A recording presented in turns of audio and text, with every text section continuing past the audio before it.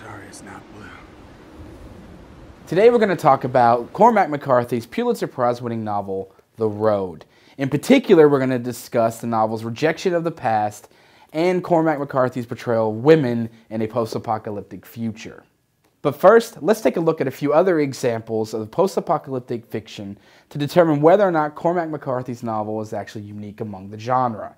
One of the important aspects of any post-apocalyptic fiction is spectacle. Every iteration has one. It serves either to A, develop the characters like Mad Max, or B, to counter the depressing nature of the circumstances that the characters are in, and to keep the audience engaged.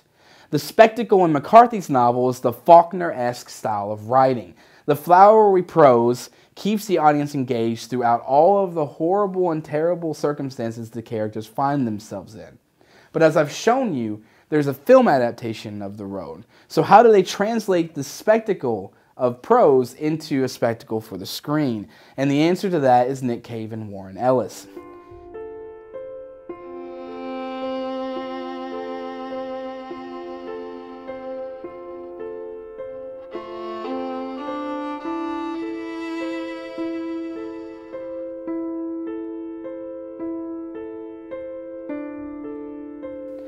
The score for The Road is primarily piano and violin driven, which is incongruous to the events that are occurring on the screen.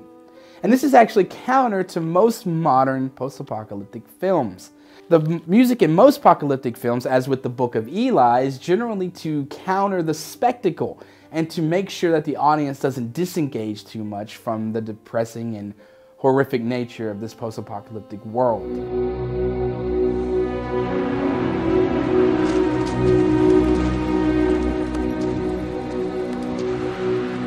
Max avoids and purposefully counters archetypical depictions of sexuality. But having these types of villains is sort of analogous to how we view our ancient ancestors, or to how we view barbarians in general.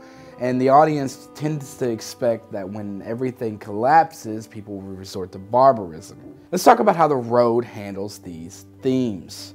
McCarthy's novel seems to have a disconnect, or better yet, a rejection of the past.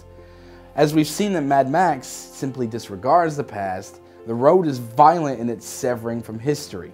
Life can only be understood backwards, but it must be lived forwards, Soren Kierkegaard. But if life can only be understood backwards, like Kierkegaard says, then what does this mean for The Road? Well, I think it means that the morality that the father and son exhibit becomes canonical, or religious. But there's also some interesting things to be said about how the father handles morality. The father seems to be okay, at least in most respects, with killing if it's out of necessity, or more specifically for protection, but never cannibalism. In fact, there's a mantra in the book: don't eat people. We don't eat people. But if the old world is gone, then why avoid eating people? Why avoid eating the baby on the pike? Well, this is where religion comes into play, and the rejection of the past then becomes canonical in sort of a weird way. There's a part where the father is looking out over the barren landscape and he describes it as godless, but the next paragraph is crucial, because the next paragraph counters that entire sentiment. Sometimes I tell the boy old stories of courage and justice, difficult as they are to remember. All I know is the child is my warrant. And if he is not the Word of God, then God never spoke. In that clip, which is practically verbatim from the book, the son is described as his warrant. Now, this is important because the use of the word warrant dictates an imperative, and this imperative is described by God. Later on in the book, when the son is questioning whether or not they're the good guys, the father says, "You wanted to know what the bad guys looked like. Now you know. It may happen again. My job is to take care of you. I was appointed by God. I will kill anyone who touches you. Do you understand?" Yes. He sat there, cowled in the blanket. After a while, he looked up. "Are we still the good guys?" he said. "Yes, we're still the good guys. And we always will be." "Yes, we always will be." Okay. But why this dichotomy? Why the godless, barren landscape, but the religious iconography of the father and son? I think the answer is survival. A man who reduced to a single instinct. Survive. But I don't think this theme of survival extends only to the characters like the father, the son, or even Max Rokitansky. I think post-apocalyptic fiction places minimal figures of morality inside situations with amplified carnal instincts in order to see if humanity can survive in a sea of chaos. Then it becomes more about our concept of humanity surviving in this wasteland as a whole rather than the individual characters, and we as the audience are able to connect with that. Now we're going to talk about the portrayal of women in McCarthy's post-apocalyptic world. But first we're going to take just a few seconds to talk about the portrayal of women in other post-apocalyptic fiction.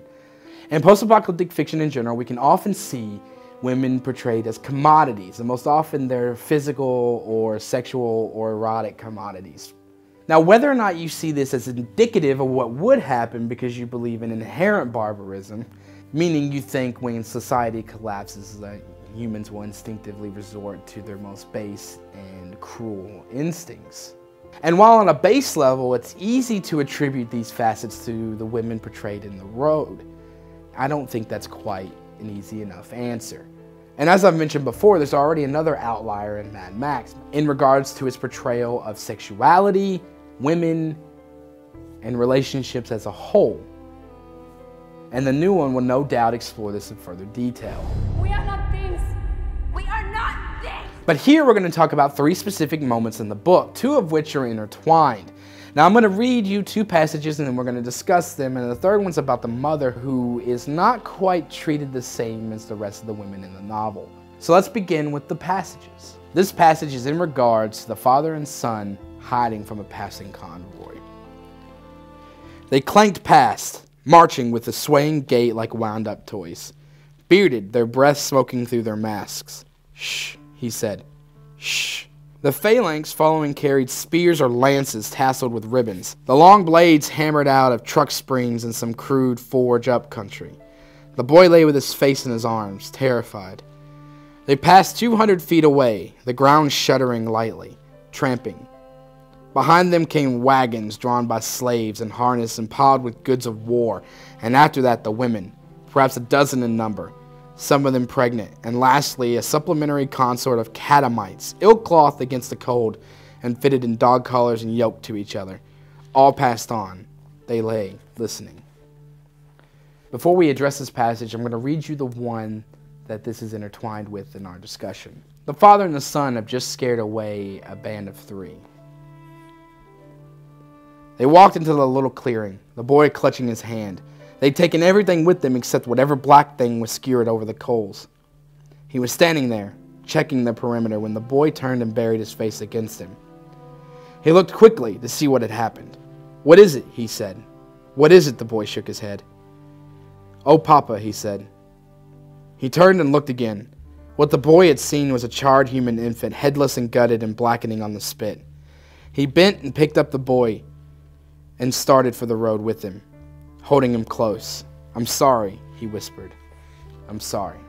In this portrayal, the women aren't slaves per se, as in sex toys or things like that, though I'm not saying that doesn't happen. It does. But here, the perception is not that. In this world, in theRoad, the world is devoid of plant life, of animal life. But how do these 2 passages connect? What does this mean for the women who are chained to the convoy and for the baby on the pike? Well, we are safe to assume that the people that we see outside of the father and son are cannibals. The father and son continually chant the mantra, "We don't eat people. We're the good guys. Good guys don't eat people." And every other person we run into has committed some form, or is assumed to have committed some form of cannibalism. As the book endeavors to explain to you, this is out of necessity. There's no food, no wildlife, and you struggle to find anything canned or still edible. So in this essence, in connecting the 2 passages, we can make the assumption that the women who are chained to the convoy are crops for creating food. And this is incredibly inhuman, and it's wrong. But does this make McCarthy, as the author, misogynistic?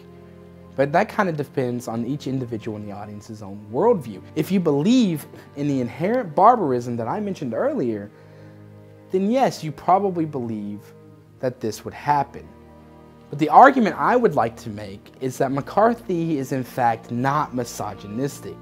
I think that the portrayal of women reflects the portrayal of anyone with less power in this universe.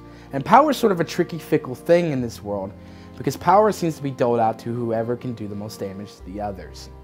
But there's a third passage that I want to read to you that I think sort of liberates McCarthy from this generalization that he's misogynistic for depicting this sort of worldview that you, in fact, yourself as the audience would probably attribute yourself. This particular scene is one of the earliest in this universe's timeline, and it's a conversation between the father and the mother.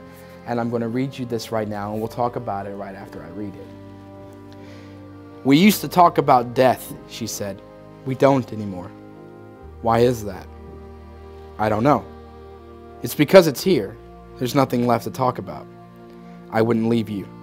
I don't care. It's meaningless. You can think of me as a faithless slut if you like. I've taken a new lover. He can give me what you cannot. Death is not a lover. Oh, yes, he is. Please don't do this. I'm sorry. I can't do it alone." "Then I don't. I can't help you." They say that women dream of danger to those in their care and men of danger to themselves. But I don't dream at all. You say you can't? Then don't do it. That's all. As for me, my only hope is for eternal nothingness, and I hope it with all my heart. He didn't answer. You have no argument because there is none. She was gone, and the coldness of it was her final gift. McCarthy is doing something really interesting here. The romancing of death is sort of counter folklore. In a lot of folk stories, when death appears as a personification, people try to reason, gamble, or bargain with death in order to stave it away. But here, romancing death is not to push death away, it's to embrace it. Suicide in pop culture is usually depicted in one of two ways, as altruism or as a facet of power. Which do I think that the mother's is? I think it's power. Why do I think it's power? Because the father is a Catholic figure by his continual references to God as mentioned before. Suicide is objectively a sin which violates the commandment, "Thou shalt not kill." The mother's romancing of death and subsequent suicide challenges holding on to these sort of old world moralities. And it's a powerful message to the futility of what will become the father's imperative. In conclusion, I think theRoad is a powerful and well-composed book about the survival of morality in a dead world. The rejection of the past serves to highlight its futility. What only matters is the present and how the future is affected. Outside of the mother, I think that women in the novel are treated as crops to further distance the father and the son from cannibalism, and to retain the mantra that keeps them the good guys. Don't eat people. Don't eat people. Thanks a lot for watching. The clock stopped at 1:17. There was a long sheer of bright light, then a series of low concussions.